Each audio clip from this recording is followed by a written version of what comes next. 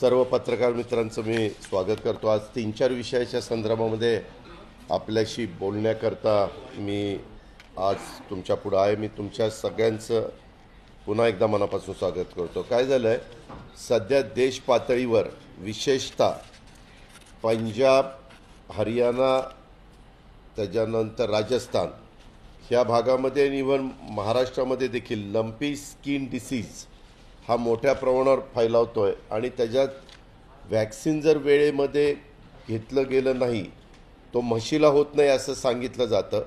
मी आज मुख्यमंत्र्यांना, उपमुख्यमंत्र्यांना, पशुसंवर्धन मंत्री म्हणून आपले राधाकृष्ण विखे पाटलांना ते पत्र तयार केलेलं आहे।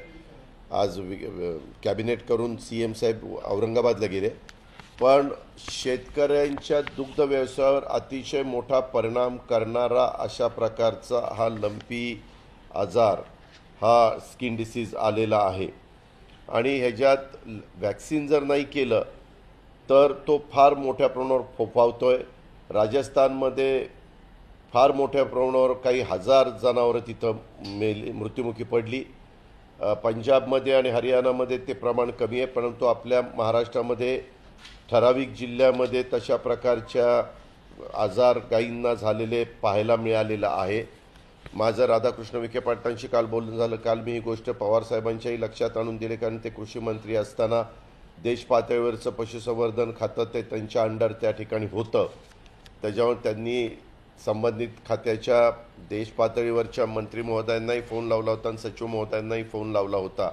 त्या दोघांचं काय नंतर बोलणं झालं मला माहीत नव्हतं, कारण मी असेपर्यंत फोन लागला नव्हता। पण त्याच्यात बऱ्याच लोकांच्यामध्ये गैरसमज आहेत, ते सरकारने क्लिअर केले पाहिजे। उदाहरणार्थ, लंपी आजार झालेल्या जनावराचं दूध प्यालं तर त्याचा काही परिणाम माणसावर होतो का? दुसरी गोष्ट, आम्हाला माहिती अशी मिळाली की म्हशीला तो आजार होत नाही। तिसरी गोष्ट, बैलाला, गाईला आणि कालवडी आणि खोंड ज्याला आपण म्हणतो त्याला ते होतं, पण 4 महिन्याच्या पुढं असल्याशिवाय त्याला व्हॅक्सिन करता येत नाही। आणि सध्या देश पातळीवर 2च कंपन्या व्हॅक्सिन तयार करतात, एक आपल्या महाराष्ट्रामध्ये आणि एक बहुतेक हैदराबादमध्ये आहेत। आणि सध्या सगळं व्हॅक्सिन हे सेंट्रलनी ताब्यामध्ये घेतलं आहे अशी माझी माहिती आहे। तर त्या संदर्भामध्ये जर आपल्या महाराष्ट्रामध्ये व्हॅक्सिन तयार करणारी कंपनी असेल तर राज्य सरकारने शेतकऱ्यांचा महत्त्वाचा व्यवसाय म्हणून ह्याच्याकडे बघितलं पाहिजे, कारण दुधाचं शॉर्टेज व्हायला लागलेलं आहे। त्याच्यामुळे दुधाच्या किमती वाढायला लागलेल्या आहेत। जनावरं मोठ्या प्रमाणावर जर मृत्युमुखी पडली किंवा दगावली तर त्याचा जबरदस्त शेतकऱ्यांच्या व्यवसायावर परिणाम होणार आहे। आज फार छोटा शेतकरी, दुग्ध उत्पादक शेतकऱ्याच्या हातामध्ये हा व्यवसाय त्या ठिकाणी गेलेला आहे। आणि त्याच्यामुळं भारतात खरं तर ह्या रोगाची पहिली नोंद ऑगस्ट 2019ला ओरिसा राज्यामध्ये झाली आणि महाराष्ट्रामध्ये या आजाराचा प्रसार मार्च 2020 साली गडचिरोली जिल्ह्यात सिरोंचा येथे थोडासा पाहायला मिळाला। मात्र आत्ता तो मोठ्या प्रमाणावर वाढलेला आहे। आणि लंपी स्किन डिसीज विषाणूजन्य चर्मरोग साथीचा आजार आहे। रोगाचे जंतू देवी विषाणू गटातील कॅप्रिफॉक्स प्रवर्गात मोडतात। मानवात संसर्ग होत नाही, पण मी म्हणून चालणार नाही, त्याच्यातल्या तज्ज्ञ माणसांनी प्रेसमध्ये किंवा त्या संबंधित खात्याच्या मंत्र्यांनी किंवा मुख्यमंत्र्यांनी, उपमुख्यमंत्र्यांनी ही गोष्ट लक्षामध्ये आणून दिली पाहिजे किंवा त्याच्याबद्दल प्रेस घेऊन व्यवस्थितपणे मार्गदर्शन केलं पाहिजे। देशी गाईपेक्षा संकरित गायींमध्ये प्रादुर्भाव जास्त दिसून येतो, तसंच लहान वासरांच्यामध्ये देखील हे प्रमाण हे मोठ्या प्रमाणावर दिसू येतं। विषाणू संक्रमण झाल्यानंतर 1 ते 2 आठवड्यापर्यंत रक्तामध्ये राहतो आणि तदनंतर शरीरात इतर भागात संक्रमित होतो आणि त्यामुळं नाकातील स्राव, डोळ्यातील पाणी आणि तोंडातील लाळेमुळं विषाणू बाहेर पडून चारा आणि पाणी दूषित होतं आणि इतर जनावरांच्यामध्ये तो प्रसार होतो। अशा पद्धतीनं त्याची लक्षणं म्हणजे त्या जनावरांच्या शरीरावर ठळकपणे गाठी दिसतात, त्यांना ताप येतो, डोळ्यातून नाकातून पाणी, चिकट स्राव वाहतो आणि पायावर सूज येऊन जखमा होतात, जनावरं लंगडतात। आता काय होणार आहे, 16 तारखेला मुख्यमंत्री महोदयांनी शुगर फॅक्टरी कधी सुरू करायचं ते एक मुख्यमंत्र्यांच्या अध्यक्षतेखाली एक समिती असते, त्याच्याबद्दलची बैठक बोलवली। कदाचित 1 ऑक्टोबरपासून साखर कारखाने सुरू होतील। पत्रकार मित्रांनो, तुम्हाला सगळ्यांना माहिती आहे की साखर कारखाने सुरू झाल्यानंतर मोठ्या प्रमाणावर बैल जे तोडणी वाहतूक करणारा मजूर आहे ते घेऊन येतात कारखान्यावर, आणि मग ते जर तशा पद्धतीनं तिथं आजार जर फोफावला, लंपी स्किन डिसीज, तर त्याचा खूप मोठा दुष्परिणाम हा सगळीकडेच आपल्याला पाहायला मिळणार आहे. आणि त्याच्यामुळं राज्य सरकारने ही गोष्ट फार गंभीरतेनं घेतली पाहिजे, कारण आज तुमच्या माझ्या महाराष्ट्रामध्ये दूध उत्पादक शेतकरी मोठ्या प्रमाणावर आहे. आणि त्याकरता हे मी विरोधी पक्षनेता म्हणून ही गोष्ट आवर्जून सरकारच्या लक्षात आणून देऊ इच्छितो. आणि ह्याच्यातनं जे काही गैरसमज असतील, वेगवेगळ्या ठिकाणी कॅम्प घ्यावेत, त्याच्यातनं दूध संघ आहेत खरे, त्याच्यामध्ये तालुका दूध संघ आहेत, जिल्हा दूध संघ आहेत असे, किंवा सरकारची यंत्रणा असते, डॉक्टर्स असतात, यांनी पण त्या संदर्भामध्ये ताबडतोब लोकांना जागृत करण्याचं काम त्या ठिकाणी केलं पाहिजे. आणि काय काय खबरदारी घेतली गेली पाहिजे ह्याच्याहीबद्दल एक पत्रक काढावं, त्याचा जास्तीत जास्त प्रचार आणि प्रसार करावा, हे माझी स्पष्टपणे मागणी आहे. दुसरं एक मला सांगायचं आहे की 8 सप्टेंबर 2022ला बाल विकास प्रकल्प अधिकारी एकात्मिक बाल सेवा योजना प्रकल्प औरंगाबाद 2 यांनी सरळ विषय माननीय मुख्यमंत्री महाराष्ट्र राज्य यांचा पैठण मतदारसंघातील सभेबाबत आणि खुशाल सांगितलंय की मुख्यमंत्री 12/2/2022 सोमवारी पैठणला येणार आहेत. सभा आयोजित केलेली आहे. आपल्या प्रकल्पातील सर्व पर्यवेक्षिका तसेच 42 गावातील अंगणवाड्या सेविका, मदतनीस यांनी सदर कार्यक्रमास उपस्थित राहणे याबाबत गटविकास अधिकारी यांना सूचना आहेत. तरी सदर कार्यक्रम कावसानकर स्टेडियम पैठण येथे 10 वाजता आहे असं सांगितलेलं आहे. अशी पद्धत कधीच नव्हती महाराष्ट्रामध्ये. आता ही सभा जर त्यांची राजकीय सभा असेल तर असा स्टाफ बोलवण्याचं काही कारण नाही.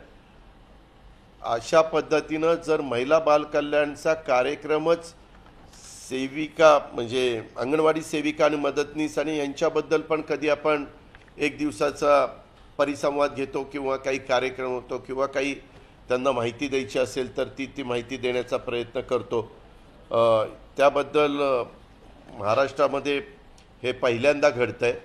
आणि हे अक्षरशः त्या मुलांनी काय करायचं, आज अंगणवाडी सेविका वगैरे गेल्या, आज सोमवारचा दिवस आहे, म्हणजे मग मुलं कुठं जाणार, त्या मुलांच्याकडे लक्ष कोण देणार, हे म्हणजे गर्दी जमवण्याच्या करता ही जर परिस्थिती आत्ताच्या राज्याच्या मुख्यमंत्र्यांच्यावर आलेली असेल तर महाराष्ट्राचं दुर्दैव आहे.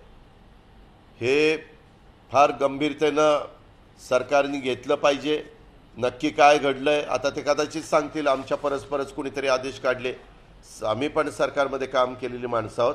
असं परस्पर अधिकारी आदेश त्या ठिकाणी काढू शकत नाही आणि लेखी आदेश काढलेले आपण पाहतोय. मागाशी मला लंपीच्या बाबतीत एक सांगायचं होतं की हा आजार विम्यामध्ये कव्हर झाला नसल्याने त्याला इन्शुरन्सची मदत होत नसल्याचं समजतं आहे. त्याच्यावर शासनाने विमा कंपन्यांशी बोलून अशा प्रकारच्या आजाराचा अंतर्भाव त्याच्यामध्ये करावा विमा कंपन्यांच्यामध्ये. आणि जोपर्यंत विमा कंपन्यांच्यामध्ये तो अंतर्भाव होऊ शकत नाही तोपर्यंत जर दगावलं जनावर तर मग शासनाने त्याच्यामध्ये मदत केली पाहिजे अशी पण आमची मागणी आहे. नाहीतर तो शेतकरी शेवटी काय करणार.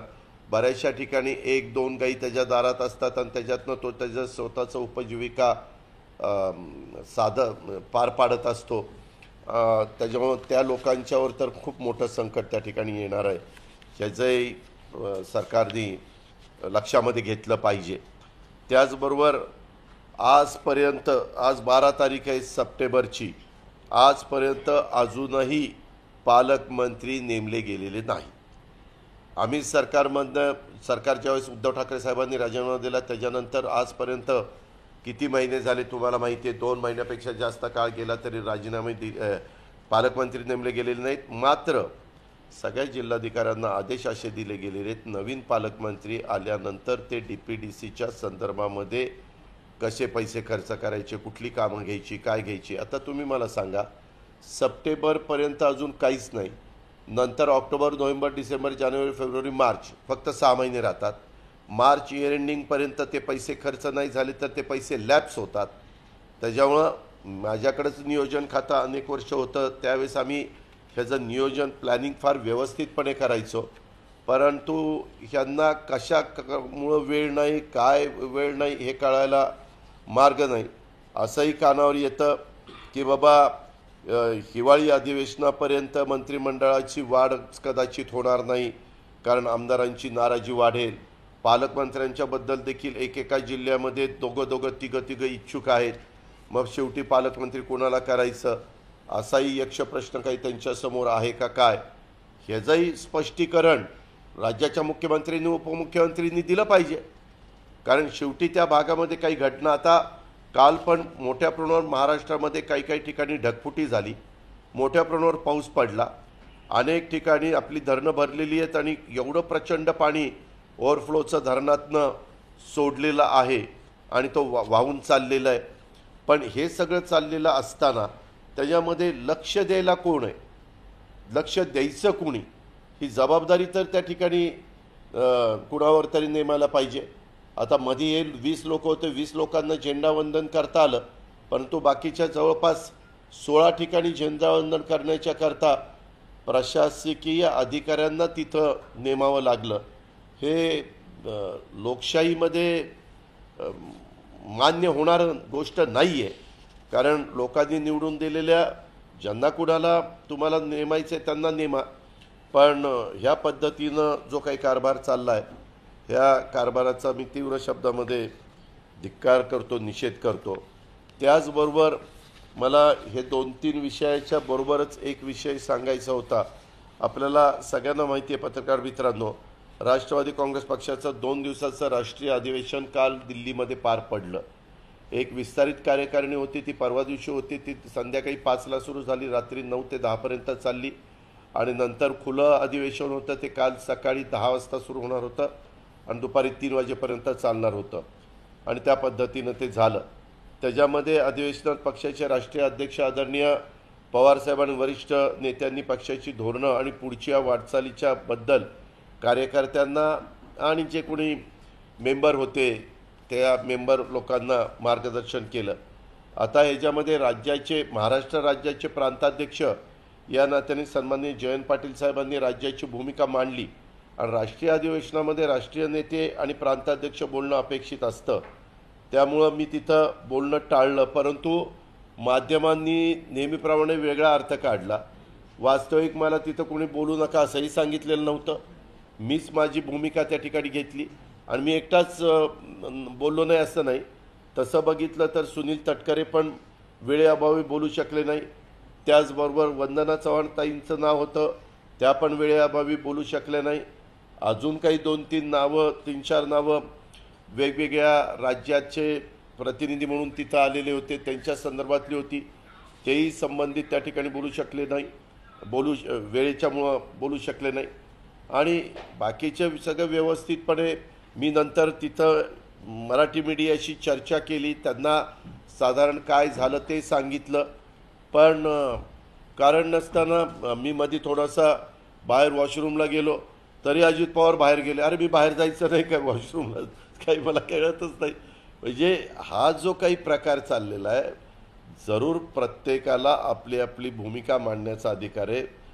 वस्तुस्थिती आधारित बातम्या देण्याच्या करताची जबाबदारी आपल्या सर्व मान्यवरांच्यावर आहे, आपल्या सर्व चॅनलवर आहे.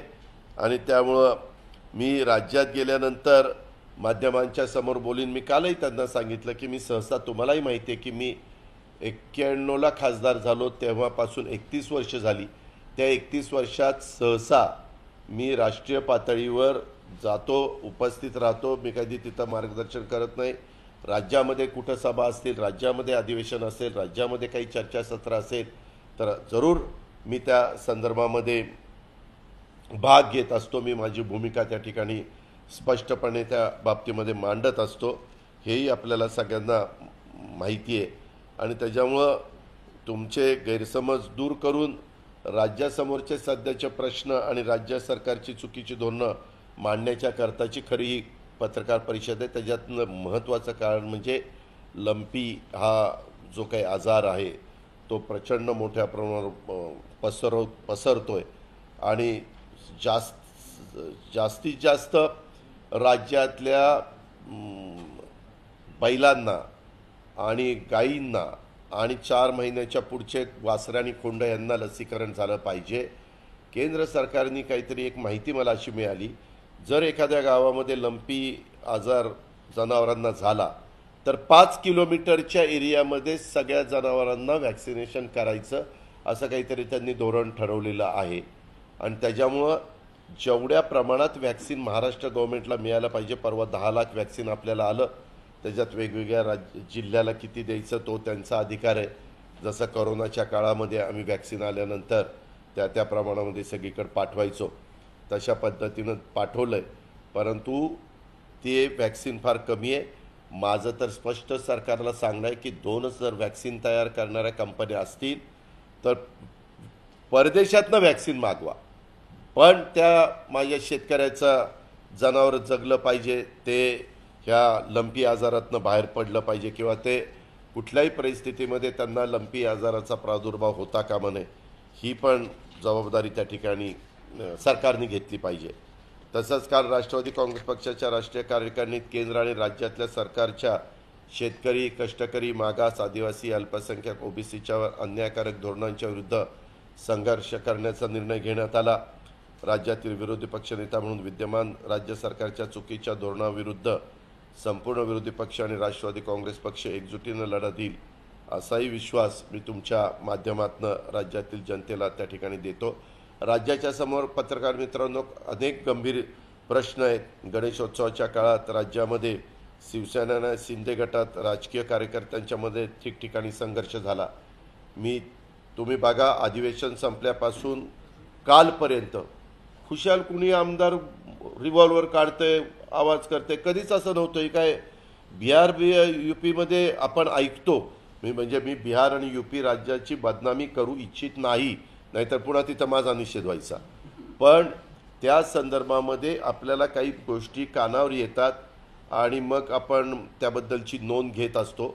आपला महाराष्ट्र सुसंस्कृत आहे आपण नेहमी सांगतो, आणि खुशाल सत्ताधारी पक्षाचे आमदार जर रिव्हॉल्वर काढून वर गोळीबार करायला लागले तर मग कायदा आणि सुव्यवस्था वर कुणाचं लक्ष आहे? गृहमंत्री काय करतात, मुख्यमंत्री काय करतात, ते उपमुख्यमंत्री त्या ठिकाणी काय करतात, आणि त्या संदर्भामध्ये पोलिसांनी काय भूमिका घ्यायची? उद्याच्याला सत्ताधारी पक्षाचे आमदार जर ह्या पद्धतीनं वागायला लागले तर. आणि आम्ही सभागृहामध्ये हा मुद्दा उपस्थित केला, तुम्ही सगळ्यांनी बघितला. त्याच्यानंतर पण अजूनही ठोकाठोकीची भाषा त्यांच्या तोंडून ऐकायलाच मिळते. आरेला कार्य म्हणा, अमकं करा, तमकं करा.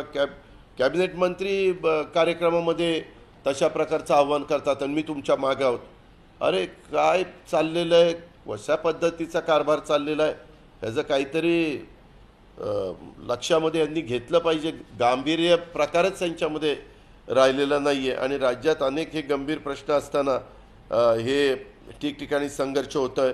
आणि पुणे मुंबईसह राज्यात अनेक ठिकाणी राजकीय पक्षांच्या कार्यकर्त्यांच्यामध्ये संघर्ष पेटण्याचा जो प्रयत्न सुरू आहे तो दुर्दैवी आहे. आणि मुंबई कुणी आमदार महोदयांनी गोळीबार केल्याचा आरोप होतोय, ते तरी खरं आहे का खोटं आहे तेही लोकांना कळलं पाहिजे. राज्यातील राजकीय स्थिती अस्थिर आणि चिघळत ठेवणं हे कदापि महाराष्ट्राला पुरोगामी विचाराच्या परवडणारं नाही. महाराष्ट्राकडे बघण्याचा दृष्टिकोन देश पातळीवरचा फार वेगळा आहे. राज्याच्या हिताचं हे अजिबात ठरणारं नाही आहे. राज्यातली मंत्रिपदाची सूत्र घेत नाहीत, एकही मंत्री काम करताना दिसत नाहीत. काही जण अजून त्यांनी ती जबाबदारी स्वीकारलेली नाही आहे. जिल्ह्यामध्ये पालकमंत्री नाही आहेत. शेतकरी, कष्टकरी, सामान्य माणसाचे प्रश्न सुटत नाही आहेत.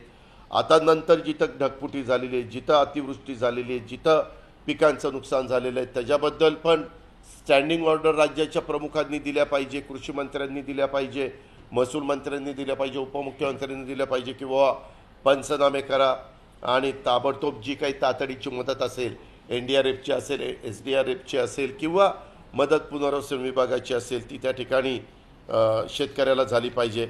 आज राज्यातील शेतकरी, कष्टकरी अडचणीत असताना सन्माननीय सरकारमधले मान्यवर वेगवेगळ्या घरोघरी जाऊन गणपती दर्शन घेतानाच आपण 10 दिवस पाहिलं. ठीक आहे, त्याच्याबद्दल मी नास्तिक अजिबात नाही. आम्ही पण काही ठिकाणी गेलो दर्शनाला, परंतु शेवटी महत्त्वाच्या पदावर बसणाऱ्या व्यक्तींनी दर्शनाच्या करता किती वेळ घालवायचा त्याला पण काही मर्यादा असतात.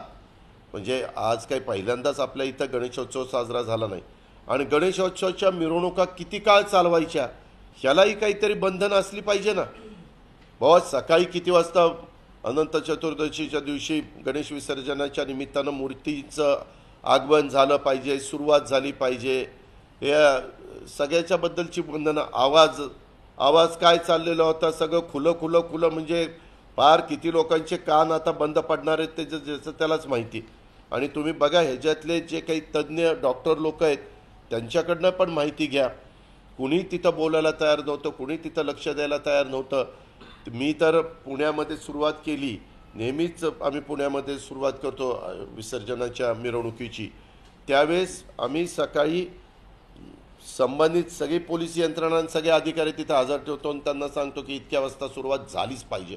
शेवटी पोलिसांनी मानाचे गणपती असतील किंवा इतर गणपती असतील जरा त्यांना घाई केली की बरोबर ते 24 तासाच्या आत संपतं. यावेळी 36 तास चाललेलं आपण सगळ्यांनी पाहिलेलं आहे.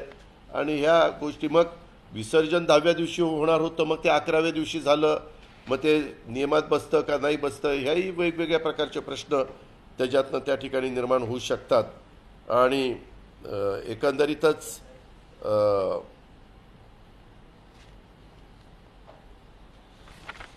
हे अशा प्रकारची साधारण त्या ठिकाणची परिस्थिती आहे. लंपीचे ज्या शेतकऱ्यांनी गायी दगावल्या त्या ठिकाणी कर्जाची सक्तीची वसुली करू नये, नुकसान भरपाई तिथं ताबडतोब त्या ठिकाणी द्यावी. आदिवासी विकास विभागाच्या कामांना सुद्धा स्थगिती दिलेली आहे, त्याबाबत देखील सुद्धा निर्णय होत नाही. वास्तविक सभागृहामध्ये मुख्यमंत्र्यांनी उपमुख्यमंत्र्यांनी सांगितलेलं होतं की आम्ही थोडासा आढावा घेतो आणि त्या स्थगिती त्या ठिकाणी उठवतो. आदिवासी विकास विभागात केंद्र पुरस्कृत योजना असतात, त्यामुळे केंद्राचा हिस्सा मिळण्याससुद्धा अडचणी येतील. त्यामुळे या कामाची स्थगिती उठवली पाहिजे. कारण तुम्हाला माहिती आहे काही रेशो 50-50 असतो, काही 75-25 असतो, काही 60-40 असतो. अशा पद्धतीचा रेशो असतो आणि त्याच्यातनं विशेषतः सामाजिक न्याय विभागाला आणि आदिवासी विभागाला मोठ्या प्रमाणावर निधी हा केंद्र सरकारचा मिळत असतो. मॅचिंग ग्रँट ज्याला आपण म्हणतो ती, आणि कृषी विभागाला पण मिळत असते, शिक्षण विभागाला पण मिळत असते. आता त्या गोष्टीला पण सरकार म्हणून मुख्यमंत्र्यांनी उपमुख्यमंत्र्यांनी लक्ष त्या ठिकाणी दिलं पाहिजे. आता तर नवीनच काढलं आहे, पितृपक्ष असल्यामुळं बऱ्याच मंत्र्यांनी कार्यभारच स्वीकारलेलं नाही असं कळतं. बरेच मंत्री अद्याप आपल्या मंत्रालयाच्या कार्यालयातच गेले नाही. आता इथं काल बातमी होती, मंत्र्याच्या कामकाजाला पितृपक्षाची बाधा. आता कुणाकुणाची बाधा येणार आहे ते मला तर काही कळतच नाही. असं कुठं असतं काय? जग कुठं चाललं आहे, काय चाललं आहे? 25 सप्टेंबरपर्यंत 14 मंत्री पदभार स्वीकारण्यापासून राहणार दूर. 18 मंत्र्यांपैकी फक्त 4 मंत्र्यांनी पदभार स्वीकारलेला आहे. आता काय ह्यांना सुबुद्धी आल्यावर हे पदभार स्वीकारतील, लोकांची कामं करतील?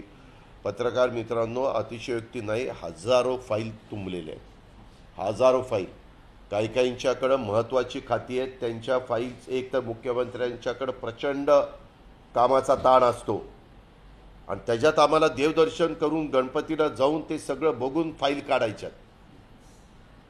त्याच्यात हे असे मेळावे कुठं कुठं घ्यायचे आहेत आणि ती गर्दी होत नाही म्हणून तिथं अंगणवाडी सेविका, अंगणवाडी मदतनीस, पर्यवेक्षिका ह्यांना सगळ्यांना गोळा करायचा. अरे काय चाललंय ते बाबा मला माहीत नाही, मला कोणी द्यायला आलं नव्हतं त्याच्यामुळे. पण ते तुम्ही म्हणताय तसं सोशल मीडियामध्ये हे सगळं फिरतं. मी मगाशी तुम्हाला जे सांगितलं लंपीच्याबद्दल, त्या संदर्भामध्ये इलेक्ट्रॉनिक मीडिया, प्रिंट मीडियाला सगळ्यांना पूर्णपणे माहिती दिली पाहिजे आणि सोशल मीडियावर पण माहिती दिली गेली पाहिजे. ह्या तिन्ही ठिकाणी माहिती गेली तर मोठ्या प्रमाणावर त्या शेतकऱ्याला त्याच्याबद्दलचं ज्ञान, म्हणजे त्याच्या ज्ञानामध्ये भर पडेल आणि काय काळजी घ्यायची काय. आता बरेच जण विचारतात, अरे ते दूध घ्यायचं का नाही, ते लंपी झालेलं गाईचं दूध असेल तर काय आपल्याला होईल का, अशी शंका काही जण हे करतात, व्यक्त करतात.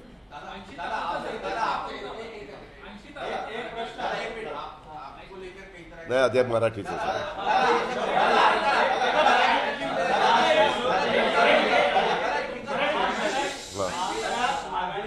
एकाने प्लीज थांबा, ह्यांचं उचललं मग तुम्ही घ्या.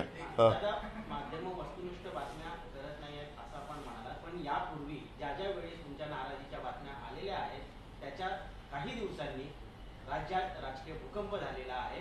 हा निव्वळ योगायोग म्हणावा. अहो मी आता तुम्हाला सांगितलं ना, तुम्ही जर सकाळी 10 वाजल्यापासून इथं बसला आणि दुपारी 1:30-2 वाजता तुम्हाला वॉशरूमला जावं लागेल ना, नाही का? उगीच कशाचं मी तिथं कार्यकर्त्यांना भेटत होतो, ते माझ्याबरोबर फोटो काढत होते, मी सगळ्याची चर्चा करत होतो, आम्ही सगळ्यांशी हितगुज साधत होतो, सगळ्या गोष्टी करत होतो. आणि जर असतं तर मीच सांगितलं असतं ना, मी कशाला नाराज होऊ? काय नाराज व्हायचं कारण? पक्षाने मला उपमुख्यमंत्री पद दिलं, पक्षाने मला विरोधी पक्षनेते पद दिलं, जबाबदारीने आज मी ह्या ठिकाणी पक्षाचं काम करतोय. नाराज व्हायचं कारण काय? आणि सगळ्यांनी एकमताने पवार साहेबांना राष्ट्रीय अध्यक्ष म्हणून जबाबदारी त्या ठिकाणी दिली. विरोधी पक्ष नेते होताना सुद्धा तुम्ही तुम्हाला विरोधी पक्ष नेते बनवावं यासाठी काही आमदारांनी पत्र त्या ठिकाणी देण्यात आलेलं होतं. असा आग्रह कालच्याही बैठकीत झाला की तुम्हाला भाषण करून देण्यात यावं. मला अजिबात पक्ष डावलत नाही. पक्षाने मला बोलायला सांगितलेलं होतं. मीच तुम्हाला सांगतो की काही बराच कार्यक्रम लांबला होता, 3 वाजेपर्यंत कोणी तिथं जेवलेलं नव्हतं. त्याच्यानंतर लोक जेवायला जाणार होते आणि पवारसाहेबांचं मार्गदर्शन होतं.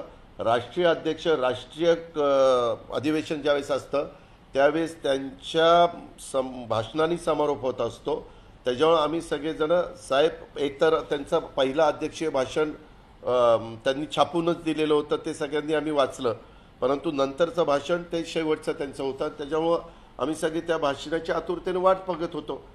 आणि तसंच आपण कोणी काळजी करण्याचं काही कारण नाही. मला रुसायचं आणि फुगायचं कारणच नाही ना बाबा.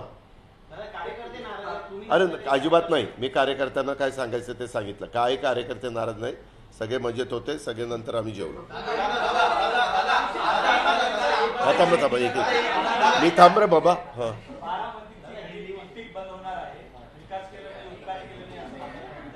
होऊ दे. हो का, कोण कुणी मी म्हणलं ना हे सगळे निवडून येणार किंवा सगळे पडणार, माझ्या म्हणण्याला काही अर्थ नसतो. त्या त्या लोकसभा आणि त्या त्या विधानसभा मतदारसंघामध्ये मतदार राजा हा प्रमुख असतो. तो तिथं कुणाचं बटन दाबणार आहे आणि कुणाला निवडून आणणार आहे आणि कुणाला बाजूला करणार आहे हे ते ठरवत असतात. आम्ही बाकीचे काय ज्योतिषी झालेत काय? का नवीन धंदा खोललाय त्यांनी?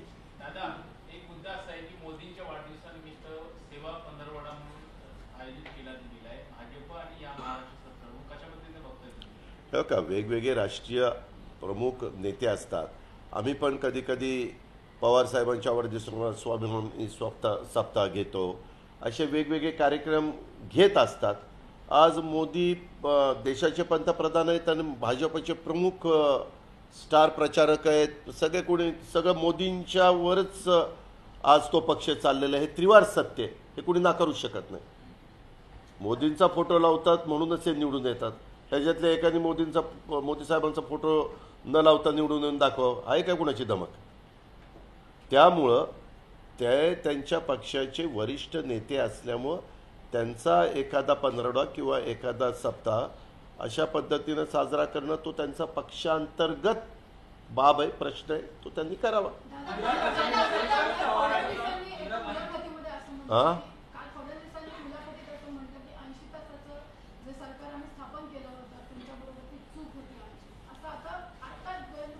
ठीक आहे. आता इतक्या उशिरा त्यांना ती चूक उमगली, त्याच वेळेस उमगली असती तर बरं झालं असतं. गुजरात रॅलीमध्ये शरद पवारांनी अमित शहा यांना वाचवलं होतं आणि तेच अमित शहा आज महाराष्ट्र सरकार काढून टाकले.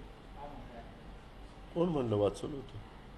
कोणी सांगितलं वाचवलं होतं? शरद पवारांनी गुजरात रॅलीमध्ये जेव्हा युतीचं सरकार होतं तेव्हा अमित शहा यांचा बचाव केला असं सामन्यामध्ये लिहिण्यात आलं. हो का, कुठल्या तरी एखाद्या वृत्तपत्राला कोट करून तुम्ही हे पवारसाहेब म्हणाले का? पवारसाहेब म्हणाले असतील तर गोष्ट वेगळी. आता तुम्ही कोणतरी म्हणजे कोणतरी म्हणण्यापेक्षा तोही पेपर शिवसेनेचा मुखपत्र आहे, महत्त्वाचा पेपर आहे, त्याबद्दल दुमत नाही. पण अशाला मला ह्याच्याबद्दलची काही माहिती नाही, कारण त्याच्यातनं खूप काही पाणी वाहून गेलेलं आहे. जे मला माहिती असतं त्याचं उत्तर मी देऊ शकतो, जे मला माहिती नसतं त्याच्याबद्दल मी काही बोलू इच्छित नाही.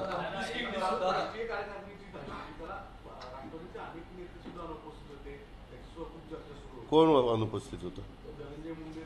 धनंजय मुंडे आजारी होते. धनंजय मुंडेंचा मला फोन आला होता. त्यांचं तिकीट देखील मी आपल्याला दाखवतो सागरजी, की त्यांनी काढलेलं होतं. परंतु आजारी पडल्यावर करणार काय? बरं, त्याचा आजार राजकीय आजार नव्हता, ते पण मी कन्फर्म केलं. माझं त्यांच्याशी बोलणं झालं, त्याच्यावर सगळे हजर होते. उगीच कोण नव्हतं असं म्हणायचं काही कारण नाही.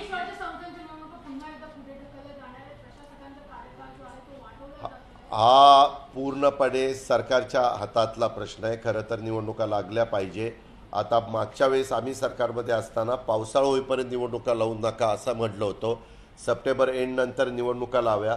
जसं हजारो ग्रामपंचायतीच्या निवडणुका महाराष्ट्राच्या निवडणूक आयोगाने जाहीर केलेल्या आहेत, तशा पद्धतीने आता स्थानिक स्वराज्य संस्थांच्या नगरपालिका, महानगरपालिका, पंचायत समिती, नगरपंचायत ह्या सगळ्या निवडणुका आता लावाव्यात असं आमची मागणी आहे.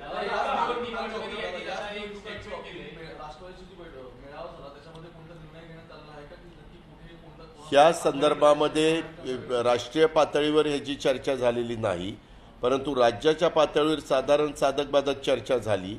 पूर्वी जसं आम्ही 15 वर्ष काँग्रेस आणि राष्ट्रवादी काँग्रेस एकत्रपणे काम करत असताना ह्या निवडणुकीमध्ये काही जिल्ह्यांमध्ये आम्ही एकमेकाच्या विरोधात लढायचो. काही जिल्ह्यांमध्ये समविचारी पक्ष म्हणून एकत्र येऊन एकत्रपणे निवडणुका लढून समोरच्यांना पराभव करायचा प्रयत्न करायचो.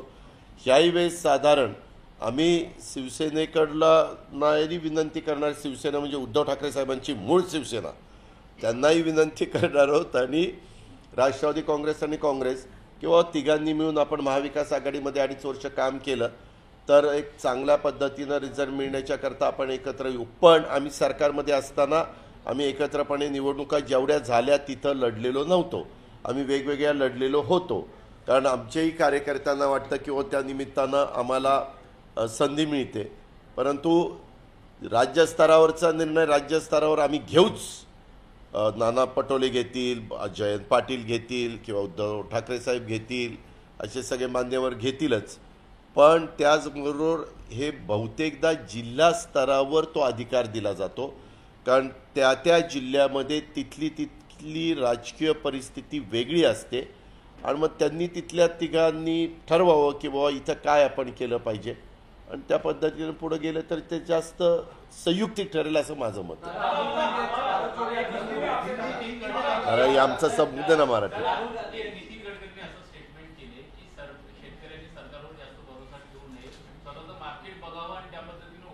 ठीक आहे, ते एक राष्ट्रीय नेते, तर राष्ट्रीय पक्षाचे अध्यक्ष होते, महत्त्वाच्या विभागाचे मंत्री आहेत. आता त्यांना जे वाटलं ते त्यांनी ते मत व्यक्त केलेलं आहे.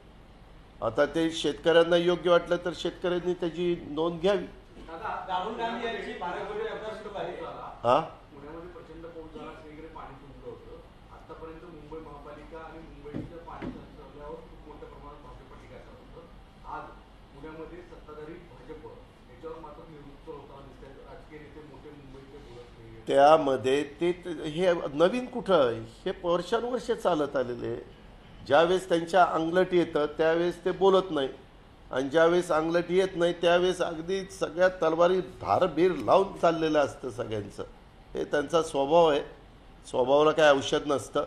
वास्तविक पुण्यामध्ये, पुणे आणि पिंपरी चिंचवड दोन्ही, आज त्यांची सत्ता नाही आहे, आज तिथं प्रशासक आहे, परंतु निर्विवादपणे 5 वर्ष त्यांची सत्ता होती आणि त्यांनी तो कारभार केलेला होता. त्यावेळेस पण अनेकदा पाणी तुंबलेलं सगळ्यांनी पाहिलं. स्ट्रॉंग वॉटर जाण्याच्या करता किंवा तिथली राम नदी आहे तिचा नाल्यामध्ये झालेलं रूपांतर, त्याचं तेवढं पाणी वहन क्षमता, किंवा काही काही ठिकाणी ओढ्यावर बिल्डिंग झाल्यात, काही ठिकाणी पूल असे बांधले गेलेत की ते ओढ्यामधनं वाहणारं पाणी त्या पुलामध्ये बसत नाही, नळ्यांमध्ये बसत नाही, असे सगळे ते प्रॉब्लेम्स आहेत. आता त्याला जनतेने ज्यांना निवडून दिलेलं होतं त्यांनी नाही सोडवलं. आता जनतेने त्यांचा विचार न करता जे सोडवतील ह्यांचा विचार करावा. राहुल गांधी यांची भारत जोडो यात्रा सुरू आहे, आपले मित्र पक्ष आहे. असं वाटतं की आगामी लोकसभा 2024 साठी एक परिवर्तनाची चाहूल आहे, जेणेकरून हो का, तो राष्ट्रीय पक्ष आहे, त्यांनी त्यांच्या पद्धतीनं त्यांची यात्रा सुरू केलेली आहे. ते काही त्यांनी सर्व विरोधी पक्षांना एकत्र घेऊन वगैरे अशा पद्धतीनं ते झालेलं नाही, किंवा UPAला एकत्र करून ती यात्रा सुरू झालेली नाही. त्यांचा तो पक्षांतर्गत भाग आहे आणि त्यांनी तो सुरू केलेला आहे. 3,500 किलोमीटर काहीतरी ते 150 दिवसाची यात्रा आहे. हा बोला आता आपलं. राज ठाकरे आणि मुख्यमंत्री एकनाथ शिंदे यांचे संबंध अधिक दृढ होत चाललेत, कसं बघता याकडे? चांगलं बघतोय, शुभेच्छा आहेत त्यांना, समाधान वाटतंय. नेशनल कन्वेंशन में आपको भाषण नहीं करने दिया, इसके ऊपर आपकी कैसी खबर है? बिल्कुल वो गलत है. मुझे मौका दिया था, लेकिन टाइम बहुत सा हुआ था. पवार साहब का speech as a national leader party के प्रेसिडेंट के नाते होना बाकी था और 3 बजने के लिए आए थे, इसीलिए मैंने नहीं किया. खाली मैंने अकेले ने नहीं किया ऐसा नहीं. हमारे सरचिटनीस महासचिव सुनील तटकरे जी, उनका भी नाम था, मेरा भी नाम था, वंदनाताई चौहान आमचे राज्यसभा मेंबर, उनका भी नाम था, और 5-6 लोगों का नाम था. लेकिन कभी कभी टाइम देखकर सब कुछ करना पड़ता है. और वहाँ मैंने खुद कहा कि मैं नहीं बोलने के लिए मुझे ज़रूरत नहीं है. पवार साहब का भी स्पीच अभी सुनने के लिए सब इंतज़ार कर रहे हैं, तो उनका स्पीच आना चाहिए. कार्यकर्ताओं ने बहुत सी मांग की थी, प्रफुल्ल पटेल ने आपका नाम भी अनाउंस अरे सही, मैं तो वही बोल रहा हूँ ना. उन्होंने नाम लिया था, लेकिन मुझे नहीं बोलना था. महाराष्ट्र में बोलूँगा. आप उठ के गए, उसको लेकर कई सारी बातें कहा. अरे उठकर गए, वॉशरूम के लिए उठकर जाना गलत है क्या? क्या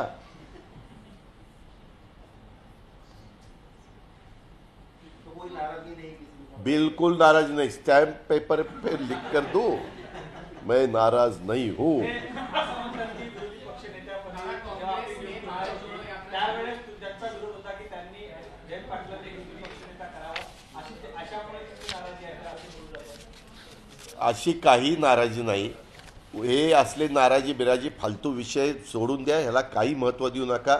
ह्याच्यात दुरान्वय देखील काही संबंध नाही, अर्थ नाही, काही त्याच्यामध्ये नकाभर देखील तथ्य नाही आहे. आता राज्याचे महत्त्वाचे विषय घ्या. लंपीचं खोटं नाही सांगत. तुम्हाला दूध मिळणार नाही प्यायला, चहा मिळणार नाही सकाळी उठल्यावर, मग कळेल कसं आहे काय आहे ते. त्याच्या विषय म्हणताय, आपल्याकडे काही डाटा आहे किंवा आकडेवारी आहे की राज्यामध्ये किती जणांना लागण झाली किंवा मृत्यू झाला? माझ्याकडे डाटा नाही, परंतु 18-19 जिल्ह्यांच्या मध्ये लंपीचे जनावरं पाहायला मिळालेली आहे, ही वस्तुस्थिती आहे. आणि मी आत्ता तुम्हाला माहिती सांगितलेली, ती माहिती आता मी सरकारमध्ये नाही, सरकारने दिली पाहिजे किंवा ही वस्तुस्थिती. मला फक्त मी हे लवकरात लवकर त्यांनी लोकांना जागृत करण्याचं काम केलं पाहिजे असं माझं स्पष्ट मत आहे. आणि बाकीचे इतर विषय आहेत, आमचे DPDCचा निधीच्या संदर्भातले निर्णय घेतले पाहिजेत, मंत्र्यांनी काम त्या ठिकाणी केलं पाहिजे. असं कुठं काय पितृपंधरवडा नामकं पितृपक्षण असं कुठं असतं काय? वास्तविक अधिवेशन 17 ते 25 झालं. 25च्या नंतर तेव्हा तर पितृपक्ष नव्हता, तेव्हा तर चांगला गणरायाचं आगमन झालेलं होतं, चांगले का दिवस होते, सगळं काही होतं. ठीक आहे. और इतना शिंदे गुट के लोग आपस में भिड़े, रिवॉल्वर उछालने की बात आई, कितना गंभीर है इसको लेकर क्या? ये महाराष्ट्र के लिए बहुत गंभीर है, क्योंकि रूलिंग पार्टी के ही MLAs हवा फायरिंग कर रहे हैं ऐसा सुनने को मिल रहा है. उसमें क्या सही है क्या गलत है मालूम नहीं. उसके बारे में क्लियर चीफ मिनिस्टर साहब ने प्रेस कॉन्फ्रेंस लेके बताना चाहिए. लॉ एंड ऑर्डर उससे खराब हो सकती है. पुलिस डिपार्टमेंट ने क्या करने का? अगर रूलिंग पार्टी के ही MLAs ऐसा करने लगे तो किसके ऊपर एक्शन लेने की?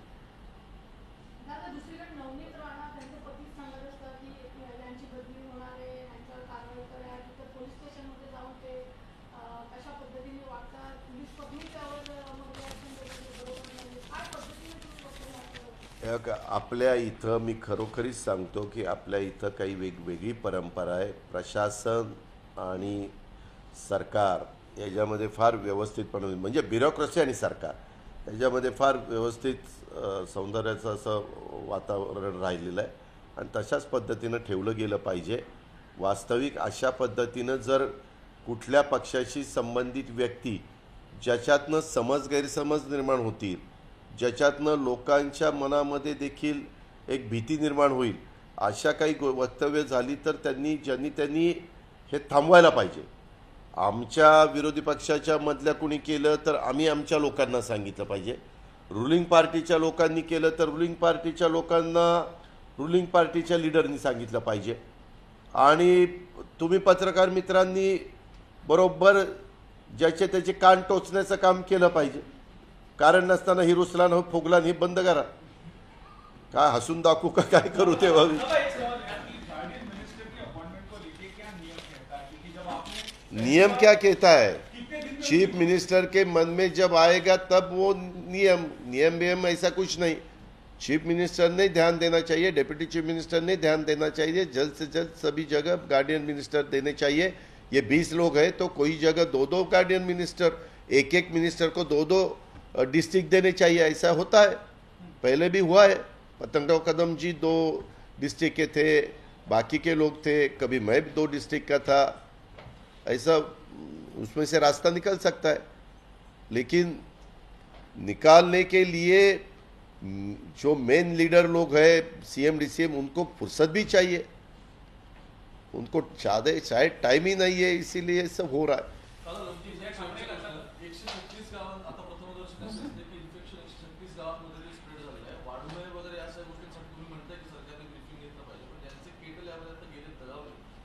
मी मागणी केली ना, आता त्याला काही विम्याचे संरक्षण नाही आहे. तर ज्यांचं जनावर गेलेलं आहे, जसं पुरात जनावर वाहून गेलं किंवा मृत झालं किंवा वीज कोसळल्यानंतर दगावतात, असं ज्यावेळेस होतं त्यावेळेस सरकारने त्यांना मदत केली पाहिजे. सरकारने मदत करावी. धन्यवाद. बहिणाबाईंची जात्यावरची ओवी म्हणजे